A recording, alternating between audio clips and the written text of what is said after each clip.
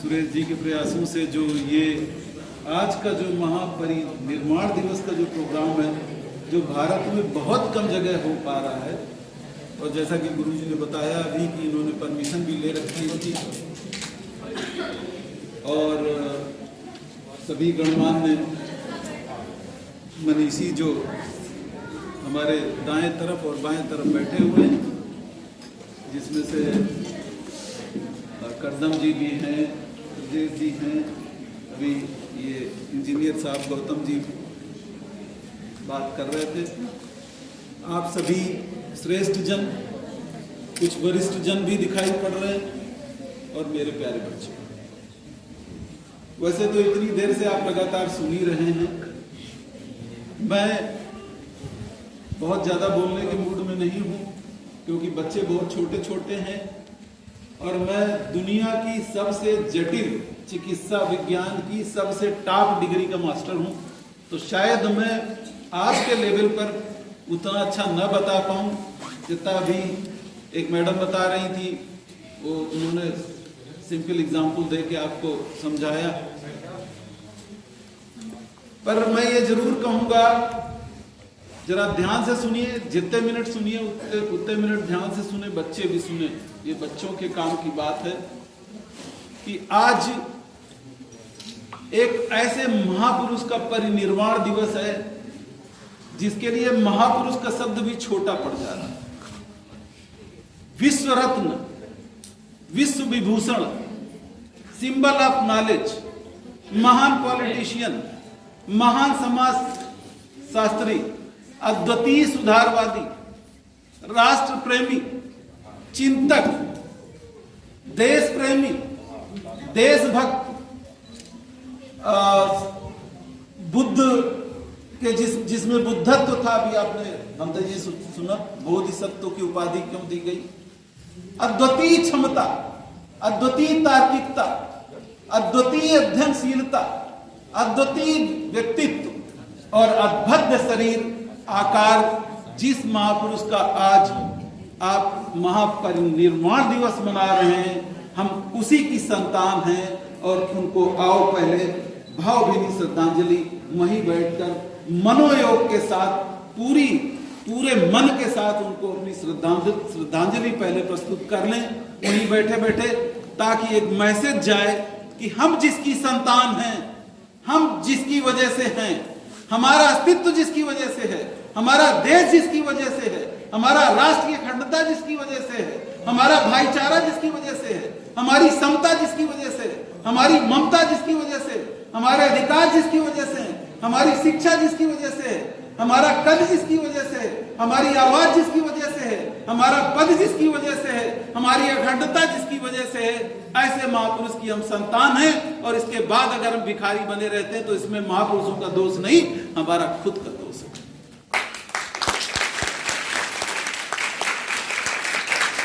अब बात ये है कि ऐसा क्यों है। अभी सभी ने कहा शिक्षित बनो, संगठित हो जाओ, संघर्ष कर लो। ये तो सभी कह रहे हैं शिक्षित बन जाओ। बाबा साहब ने तो बहुत पहले कह दिया था, उसके पहले बुद्ध ने भी कह दिया था। बुद्ध ने दूसरी तरह कहा था। भाई बुद्ध का मतलब, बुद्धत्व का मतलब क्या है?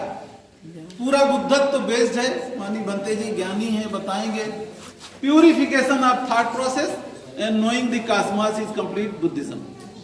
अगर एक सेंटेंस में हमको Buddhism as a neuroscientist describe करना हो तो हम कहेंगे कि अपने मन को, मन की परिशुद्धि, अपने थॉट्स की परिशुद्धि, अपने थॉट्स का कंडेंसेशन, अपने थॉट्स का कंसंट्रेशन, अगर वो पूरी तरह से करके और उसके अनुसार अगर जीवन में उतार दिया जाए तो मुझे लगता है बुद्धि और उसके साथ साथ यूनिवर्स के बारे में अगर जान लिया जाए तो बुद्धिज्म जो है वो ब्रीफली डिस्क्राइब हो जाता है।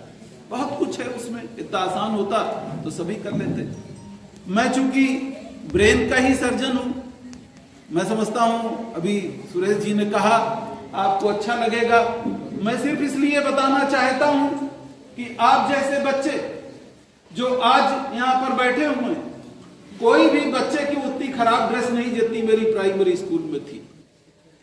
और आज जितने भी बच्चे यहां बैठे हुए हैं उनका किसी का भी स्कूल उतना दूर नहीं है जितना मेरा था।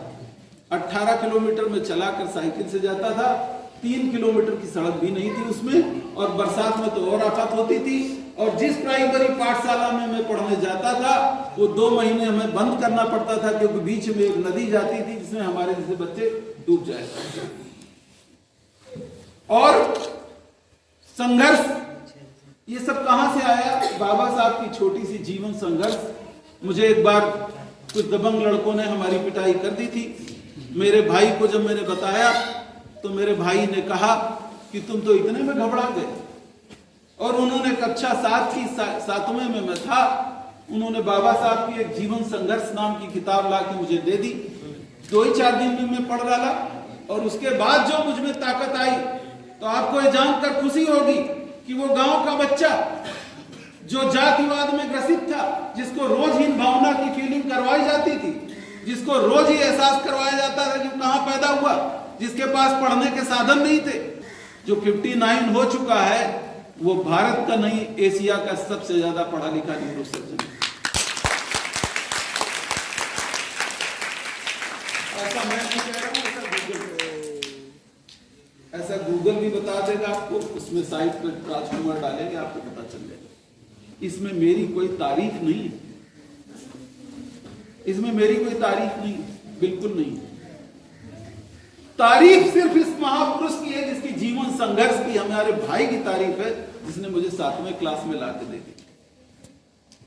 जब इस देश की 98% पॉपुलेशन, 1946 का बाबा साहब का भाषण है, 46 का या 42 का मैं भूल रहा हूं, जब इस देश में लिटरेसी रेट 98.2% इलिटरेसी, जिनको शेड्यूल्ड कास्ट और बैकवर्ड क्लास कहा जाता था, उनकी थी। मतलब कितने लोग पढ़े थे? 2%, 1.5%। और पूरे कंट्री की कितनी थी? 86%, जिनमें हम अपर क्लास कहते हैं, जिनको ब्राह्मण या क्षत्रिय जो भी कहना चाहो। ये शायद तो सब ढोंग, जातिवाद से बड़ा ढोंग वसुंधरा पर, जातिवाद और वर्णवाद से बड़ा ढोंग पूरी संपूर्ण वसुंधरा में और कहीं नहीं। खैर, ये विषय अलग है। तो मैं ये कहना चाह रहा था कि उस समय जब केवल 1.5% लोग इस देश में पढ़े हुए, एक बच्चे ने जन्म लिया जिसको स्कूल में पढ़ने नहीं दिया गया, जिसको स्कूल में एडमिशन नहीं लेने दिया गया, जिसको चप्पलों जूतों के पास बैठाला गया, जिसको दीवार की तरफ सर मुंह करके खाना खाना पड़ा, जिसके पास लंगोटी लगाने के लिए थी, जो स्कूल में प्यासा रहा, जिसको स्कूल से निकाल दिया गया, जिसको न पढ़ने दिया जाए इसके लिए क्या क्या षड्यंत्र किए गए, जिसकी मां बीमार हुई तो वो टाट पट्टी लगा के वैद्य ने हाथ देखा, जिसकी मां इलाज के अभाव में मर गई, जिसको सैन्य सचिव हो जाने के बाद चपरासी ने फाइल नहीं रखी टेबल पर, जिसको पानी नहीं पीने दिया गया प्रोफेसर हो जाने के बाद। ऐसे विद्वान ने, ऐसे एक बच्चे ने जिसको भीमराव कहा गया था, भीमा अपनी मां का भीवा भी कहते हैं। भीवा महाराष्ट्र में थोड़ा अगर आप जाएंगे तो आपको पता चलेगा, वहां भीवा जो बड़े बुजुर्ग लोग उनके बाबा साहब के भीवा बोलते थे। ऐसे एक विद्यार्थी ने पढ़कर शिक्षा के बल पर इस संपूर्ण वसुंधरा में ऐसा डंका बजाया कि जिसे Baba Saheb Bodhisattva, knowledge of symbol, दुनिया का सबसे बड़ा विद्वान, दुनिया का सबसे बड़ा महान, दुनिया का सबसे बड़ा दार्शनिक, दुनिया का सबसे बड़ा समाजशास्त्री, दुनिया का सबसे बड़ा वैज्ञानिक, दुनिया का सबसे बड़ा राष्ट्रवादी, दुनिया का सबसे बड़ा राष्ट्रप्रेमी, दुनिया का सबसे बड़ा सील और मुदिता और करुणा और मैत्री पाने वाला जो बुद्ध से लिया, ऐसा ज्ञानी बन गया। अब जब इस देश की आबादी, जब इस देश में कई जगह बच्चों के लिए खासतौर से, जब इस देश में लिटरेसी रेट केरला जैसे स्टेट का 90-100% पहुंच गया है, लिटरेसी रेट एकदम उल्टा हो गया है, और जिस समाज में बाबा ने जन्म लिया, जिस समाज में नहीं जहां पे बुद्ध हैं, बुद्ध यहीं आए और यहीं खत्म हो गए, इतना इस धरती पर ढोंग है, तो उस जगह पर आज भी हम पैदल क्यों हैं? हम क्यों नहीं पढ़ पा रहे हैं? हम क्यों संगठित नहीं हो पा रहे हैं? हम क्यों शिक्षित नहीं हो पा रहे हैं? ये आज के दिन विषय ये होना चाहिए कि आखिर हमारी कमी कहाँ है, हमको क्या करना चाहिए, हमको क्या उपाय करने चाहिए कि हमारी शिक्षा फिर से उत्कृष्ट हो जाए, हम फिर से विश्व गुरु बन जाए, हम फिर से एक दो अम्बेडकर पैदा कर दें। क्षमा करिएगा, आसान नहीं है, लेकिन ऐसा हो सकता है, पर हम क्यों नहीं कर पा रहे। दोबारा से एक बार बाबा साहब ने कहा था कि शिक्षा कैसी होनी चाहिए, शिक्षा कैसी होनी चाहिए, इस पे कोई चर्चा नहीं करता।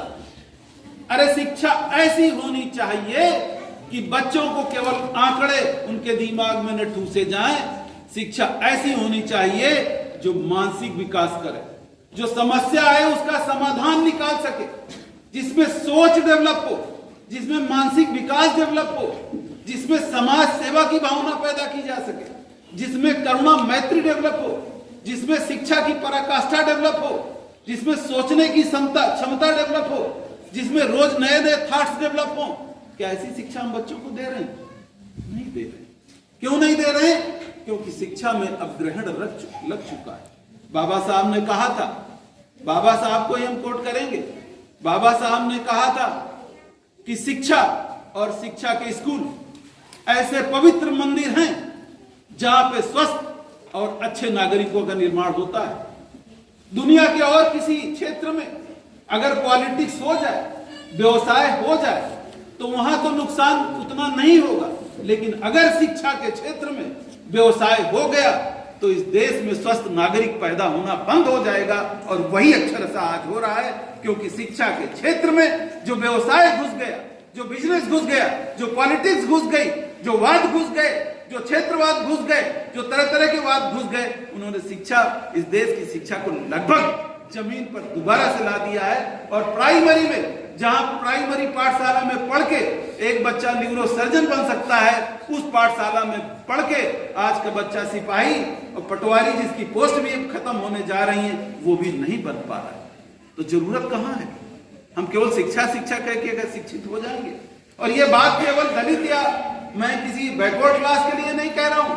अब समय आ गया है जब हर ग्रामीण को, हर क्षेत्र के लोगों को, जो बहुत एफ्लुएंट नहीं है, जो कॉन्वेंट में नहीं पढ़ा सकते, जो नर्सरीज में नहीं पढ़ा सकते, जो विदेश नहीं पढ़ा सकते, उनको सोचना पड़ेगा कि वो दिन दूर नहीं जब तुम दलित से भी बदतर हो जाओगे अगर शिक्षा पर अभी से ध्यान नहीं दिया गया। तो केवल ये चिंता केवल एक विशेष वर्ग की नहीं रह गई, अब ये चिंता घूमकर एक पूरी लगभग 70% आबादी की हो गई। अब आप लोगों को क्या करना चाहिए? बच्चे हैं यहाँ, तो मैं पूछूंगा कितने बच्चे ऐसे हैं, ये छोटे छोटे बच्चे बताएं कि जो बाबू बनना चाहते हैं, हाथ उठा दीजिए वहीं से।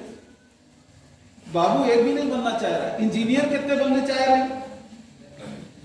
हाथ नहीं उठा रहे। इंजीनियर समझते हैं बच्चे, ये अफसर समझते हैं, अफसर बड़े बाबू समझते हैं कि नहीं? कितने बच्चे ऐसे हैं जो बनना चाहेंगे? एक बच्चा ये काला स्वेटर वाला, नीले स्वेटर वाला बनना चाह रहा है, बाकी तो सब नहीं बनना चाह रहे। ये बाकी तो सब जो है, मुझे लगता है डॉक्टर, IAS PCS ही बनेंगे। अब ये कैसे बनेंगे, सोचने की बात है। मेरे प्यारे भाई बहनों, इस तरफ भी आप बैठे हैं, अब केवल बच्चे शिक्षा ग्रहण करके कुछ नहीं कर सकते। अब बाप को, पेरेंट को भी उतना ही पढ़ना पड़ेगा अगर आपको बच्चा पढ़ाना। ये मैं टिप आपको बता रहा हूं। अब स्कूल का टीचर ट्यूशन पढ़ा के भी आपके बच्चे को शायद कुछ बना ले तो बना ले। अब टाइम ऐसा आ गया है जब व्यवसायीकरण हो गया है, अब टाइम समय ऐसा आ गया है कि आप भी शिक्षित हैं तो और शिक्षित नहीं हैं तो, दोनों दशा में आप अपने बच्चे में संस्कार जरूर डालिए। अगर बच्चा आपका संस्कार डाल दिया गया, अगर उसमें कल्चरेशन हो गया, अगर उसमें मोरल वैल्यूज आपने डाल दी, अगर उसमें आपने सोचने की क्षमता डाल दी, तो मैं ये कह सकता हूं कि वो बच्चे की डिवीजन अगर कम भी हो, परसेंटेज अगर 90% ना भी हो, तो बच्चा लाइफ में एक्सेल करेगा। लेकिन अगर आपने 90% गिनवा दिए, उसको घोटा के रटा के उसको आपने PO वाला इंटरव्यू तो टेस्ट तो क्वालिफाई करवा दिया, या CPMT भी क्वालिफाई करवा दिया, लेकिन अगर उसमें आपने संस्कार नहीं डाले, अगर उसमें आपने सोचने की क्षमता नहीं डाली, अगर आपने उसमें बुद्धि नहीं डाली, अगर आपने उसमें समाज सेवा नहीं डाली, अगर उसमें ज्ञान की ऊंचाइयों पर जाने के रास्ते नहीं उसके दिमाग में खोले, अगर उसको आपने संस्कार नहीं दिए तो बच्चा बड़ी कुर्सी पे रह के भी फेल हो जाएगा और इसमें कोई आफत नहीं है कि वो सुसाइड भी कर जाए, जो आजकल देखने को मिल रहा है। तो इसलिए जिम्मेदारी पूरे समाज की है। अभी करदन साहब मेरे से कह रहे थे कि सर क्यों नहीं हो पा रहा है। तमाम सारे संगठन बने हुए हैं और हर एक संगठन में 2-4 चौधरी बैठे हुए हैं। हर एक आदमी चौधरी बनना चाहता है। हर आदमी सोचता है कि मैंने छोटी सी पार्टी बना ली, मैं चौधरी बन जाऊं। वो चौधरी बन जाता है, उसको चंदे भी मिल जाते हैं समाज से। वो कुछ इस तरह की दीवारें भी खड़ी कर लेता है। सुरेश जी आपके लिए नहीं कह रहा हूं, आप सब काम कर रहे हैं। वो इस तरह की बिल्डिंगें भी खड़ी कर लेता है, प्रॉपर्टी भी बना लेता है, धर्म की दुकान भी खुल जा रही है, पॉलिटिक्स की दुकान भी खुल जा रही है, कुछ बिजनेस भी खुल जा रहे हैं, लेकिन कल्याण तो फिर भी नहीं हो पा रहा है। अरे भाई ये बुद्धि का तो खेल है। आप में ये सब इधर के बच्चे हैं। अभी मैं रास्ते में आ रहा था, अपनी वाइफ से कह रहा था कि ये आलू का क्षेत्र है और ये आलू जो है, जब आलू क्लाइमेक्स पे होता है तो 10 रुपए किलो बिकता है। कितना बिकता है? 10 से कम भी हो जाता होगा। जब आलू इतना पैदा हो जाता है कि वो 10 रुपए 5 रुपए किलो बिकता है। और वही आलू जब दिमाग वाले के यहाँ चला जाता है, जब वो दिमाग इस्तेमाल करता है, तो वही आलू अंकल चिप्स और कुरकुरे के रूप में 400 रुपए किलो भी आपका ही बच्चा दौड़ के लेता है और झगड़ा करता है माँ बाप से। यह दिमाग। आप एक झोपड़ी नहीं बना पाते। एक एजेंट जो 2 पार्टीज को मिलवाता है, 1 करोड़ का मकान बेचता है, 15 लाख उसको मिल जाते हैं। ऐसे में कितने उदाहरण दूं। और इस देश में वही कल्चर पनपने वाला है, पनपता ही जा रहा है। आप देखिए किसानों का इतना बड़ा संघर्ष चल रहा है। हमें नहीं पता है कि सरकार गलत है या सही है। सरकार भी सही हो सकती, किसान भी सही हो सकते हैं, लेकिन एक चीज मैं बहुत अच्छे से जानता हूं कि किसानों ने जब मांगे नहीं थे अमेंडमेंट में, एक्ट में अमेंडमेंट, तब भी उनको दे दिए गए। अच्छी मंशा रही होगी सरकार की कि भाई किसानों को अधिक से अधिक उपज मिले, अधिक से अधिक फायदा हो, कृषि प्रधान। अरे भाई ये तो बाबा ने बहुत पहले कह दिया था कि भारत की कृषि पर बहुत बड़ा लोड है और भारत की कृषि का इंडस्ट्रियलाइजेशन करना अति आवश्यक है। उस समय नहीं किया गया, शायद अब हो रहा हो, मुझे नहीं पता है। लेकिन एक चीज तो किसान के मन में बहुत अच्छे से आ चुकी है कि अगर वो एमएसपी मिनिमम प्राइस, अगर उसको सपोर्ट प्राइस नहीं मिलता है और माफिया अगर बाजार में घुस जाता है और वो स्टोरेज करने लगता है, दलहन तिलहन अगर वो इकट्ठा करके रख लेता है अपने स्टोर में और क्राइसिस क्रिएट करके अगर बेचेगा तो उसको 4 गुना पैसा मिल जाएगा। ये दिमाग का इस्तेमाल है। अब ये दिमाग का इस्तेमाल आप करेंगे तो भी आप स्वस्थ नागरिक इस देश के नहीं बन पाएंगे। ये धरती, आज मैं यहाँ हूँ, कल बाबा थे, आज मैं हूँ, हम सभी हैं। परसों नई पौध आएगी, उसके बाद उसकी नई पौध आएगी। आप जमीनें इकट्ठा कर लीजिए, आप दौलत इकट्ठा कर लीजिए, एक भी बिस्वे जमीन, एक भी इंच जमीन कहीं आपके कफन के साथ नहीं जाने वाली। तो करना क्या है? तो करना यह है जो बुद्ध ने कहा है कि कर्म आपके साथ जाते हैं। अरे भाई, आप कुछ ऐसे काम कर जाएं कि आप नहीं तो आपके बच्चे इस धरती पर अपने निशान छोड़ जाएं। और वो कैसे छोड़ेंगे? वो ऐसे ही छोड़ेंगे कि बच्चों की शिक्षा के लिए अपना सारा कुछ कुर्बान करके बच्चे को अपना टाइम दीजिए और बच्चे को इस तरह पढ़ाइए जैसे अभी कुछ बच्चियां डांस कर रही थी। आपने देखा होगा, छोटा सा मजाक आपको लग सकता है, कई बार छोटे छोटे बच्चे जब डांस करते हैं तो ऐसा लगता है कि पैदा होने के पहले इन्होंने अंदर ट्रेनिंग ले ली हो। वैसे ही जिस तरह से मोबाइल देखते हैं आज के बच्चे, कितना एक्सपर्ट हो गए इस देश में। तो जैसी मोबाइल की क्रांति इस देश में आई, जैसे डांस सीखने की क्रांति इस देश में आई, जैसे धर्म की क्रांति इस देश में, एक तरफ से दूसरे एंड तक जैसे शंकर जी दूध पी लेते हैं, जब तक शिक्षा में हमारी उस तरह की क्रांति जन जागरण से नहीं आएगी तब तक शिक्षा, कहने से शिक्षित हो जाओ, शिक्षित हो जाओ, कहाँ शिक्षित हो जाओगे? कौन सी संस्थाएं बनी हैं आपके लिए? प्राइमरी में पढ़ के बन जाओगे, शिक्षित हो जाओगे? प्राइमरी में पढ़ के बहुत बड़े साहित्यकार हो जाओगे? नहीं, बहुत कुछ सोचने को है। आज गला भी खराब है, बहुत सारी चीजें मैं कहना चाहता हूं। अंत में मैं बाबा का संदेश दोबारा देना चाहता हूं कि भाई ये ऐसा शिक्षा क्षेत्र का ऐसा कारखाना है, ऐसा पवित्र कारखाने हैं ये कॉलेज, जहां पर पवित्र अच्छे नागरिकों का, स्वस्थ नागरिकों का, चरित्रवान नागरिकों का निर्माण हो। इसके लिए केवल टीचर्स नहीं, ये टीचर जो आज के जो संडे का मतलब सोमवार और मंडे का मतलब मंगलवार पढ़ा रहे हैं, इनको भी सुधरना पड़ेगा और समाज को भी सुधरना पड़ेगा, समाज को भी जागरूक होना पड़ेगा। केवल किताबें खरीद देने से, स्कूल में भेज देने से शिक्षा नहीं आ जाएगी। तो शिक्षा ही धरती पर संपूर्ण वसुंधरा में एक ऐसी शक्ति है। डॉक्टर अम्बेडकर कहते थे, डॉक्टर अम्बेडकर बेकन को रिफर करते थे, वो कहते थे नॉलेज इज पावर। तो if you want to become powerful, अगर आपको इस वसुंधरा पर पावरफुल होना है तो शिक्षा भी पावरफुल होनी चाहिए। और पावरफुल शिक्षा होने के लिए आपको आज से संकल्प लेना पड़ेगा। जिसको जो बच्चा इंजीनियर बनना चाहे वो कहे हम आज से इंजीनियर बनेंगे, संकल्प लेते हैं। और उसके बाद जो डॉक्टर बनना चाहे वो संकल्प ले, हम डॉक्टर बनने का संकल्प लेते हैं। और उसके बाद संपूर्ण एकाग्रता से, और आजकल अगर आपका चित्त एकाग्रित नहीं होता है तो विपश्यना के 4 दिन के कैंप अटेंड करिए, अपने माइंड को फोकस करिए। दिमाग में 70,000 थॉट्स आते हैं 24 घंटे में, मैं जानता हूं क्योंकि मैं न्यूरोवैज्ञानिक हूं। और आप पढ़ नहीं पाएंगे क्योंकि आपका ध्यान व्हाट्सएप पे रहेगा या मोबाइल पे रहेगा। इसके लिए आप मेडिटेशन करना शुरू करिए और फोकस करिए, संकल्प लीजिए। और उसके बाद जैसे बाबा साहब पढ़ते थे, कई बार तो 16 घंटे पढ़ते रहते थे। वो कहते थे कि लोग 1 घंटे पढ़ते हैं फिर चाय पीने चले जाते हैं, तुम्हें तो 1 घंटे भी नहीं पढ़ते होंगे कई, या फिर वो उठ के टॉयलेट के बहाने चले जाते हैं। और बुढ़े को तो जो है 16 घंटे तक होश ही नहीं आया क्यों किताब पढ़ रहे हैं। वो किसी की हिम्मत नहीं होती थी जब वो पढ़ते थे, अरे समुद्र के रास्ते में ही एक किताब लिख डाली। पढ़ते पढ़ते वो भूल ही गए कि बगल में गवर्नर के यहाँ पार्टी, उनका भी इन्विटेशन है। किसी ने याद दिलाया कि बाबा आपका तो इन्विटेशन होगा, श्रीलंका एम्बेसी में एक पार्टी चल रही।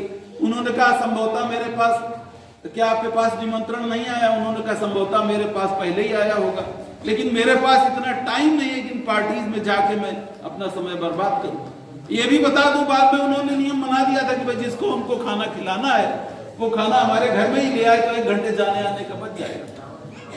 जब तक आप में साहित्य साधना और संकल्प साधना और एकाग्रता और पूरी मनोयोग के साथ मेहनत करके शिक्षा ग्रहण नहीं करेंगे, तब तक वो शिक्षा नहीं आ पाएगी जिसकी बाबा साहब बात करते थे।